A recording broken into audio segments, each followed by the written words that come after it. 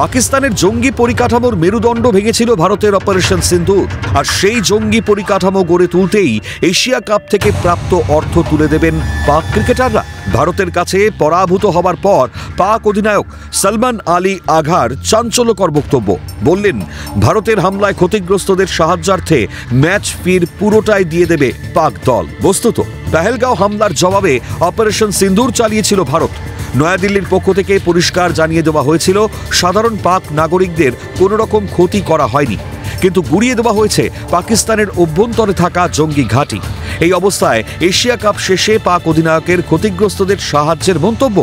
প্রশ্ন উঠছে, ক্ষতিগ্রস্তদের সাহায্যের নামে কি জঙ্গি পরিকাঠামোয় অর্থ দান পাক প্লেয়ারদের? মুখে সাহায্যের কথা বলে কি বিশ্বের সহানুভূতি কুড়োনোর চেষ্টা? ভারতকে আক্রমণকারী আর নিজেদের আক্রান্ত দেখানোর পুরনো কৌশল অবলম্বনের রাস্তাতেই হাঁটলেন পাক অধিনায়ক। এশিয়া কাপের রুদ্ধশ্বাস ফাইনালে রবিবার পাকিস্তানকে 5 উইকেটে হারিয়ে ট্রফি জিতে নেয় টিম ইন্ডিয়া। হাত মেলানো থেকে শুরু করে পুরস্কার বিতরণী পর্ব, পুরো এশিয়া কাপে ভারত পাক ম্যাচ যেন রাজনৈতিক মঞ্চ। এমনকি খেলার ওপরে থাকে এই দুই চিরপ্রতিদ্বন্দ্বী দেশের লড়াই।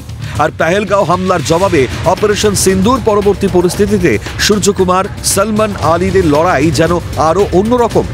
এই আবহে পাক অধিনায়কের ক্ষতিগ্রস্তদের সাহায্যের ঘোষণা নিঃসন্দেহে সন্ত্রাসবাদকেই প্রশ্রয় দেবে মনে করছে ওয়াকিবহাল মহল। ক্যালকাটা নিউজ।